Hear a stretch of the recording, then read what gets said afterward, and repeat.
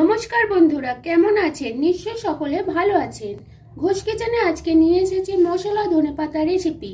এটা শীতের প্রিয় সেরা রেসিপি। এটা কিন্তু আমার খুবই প্রিয়। এই রেসিপিটা সম্বন্ধে পুরোটা জানতে গেলে ভিডিওটা পুরোটা দেখুন, লাইক করুন আর শেয়ার করুন। মশলা ধনেপাতা বানানোর জন্য আমি গাছের টাটকা ধনেপাতাগুলোকে তুলে নিয়েছি।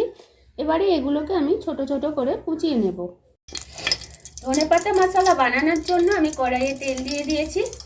প্রথমে আমি দিয়ে দেব পেঁয়াজ কুচি। পেঁয়াজটা যখন এর মুখো লাল লাল হয়ে যাবে তখন এর মধ্যে মশলাগুলো দিয়ে দিতে হবে। আমার পেঁয়াজটা লাল হয়ে গেছে। এর মধ্যে আমি দিয়ে দেব নুন, হলুদ গুঁড়ো, এর জন্য দিয়ে দেব কাশ্মীরি মির্চ, এর জন্য দেব গোটা কাঁচা লঙ্কা। এবারে এর মধ্যে আমি দিয়ে দেব আদা রসুন পেস্ট। এবারে এর মধ্যে আমি দিয়ে দেব টমেটো কুচি। মশলাগুলো আমি ভালো করে কষিয়ে নেব। মশলাগুলো আমার কষানো হয়ে এসছে। এরকম বিভিন্ন স্বাদের সমস্ত রেসিপি দেখার জন্য চ্যানেলটিকে সাবস্ক্রাইব করবেন। এবারে এর মধ্যে আমি ধনেপাতা কুচানোগুলো দিয়ে দেব। ধনেপাতাগুলো দিয়ে কষানো হয়ে গেছে।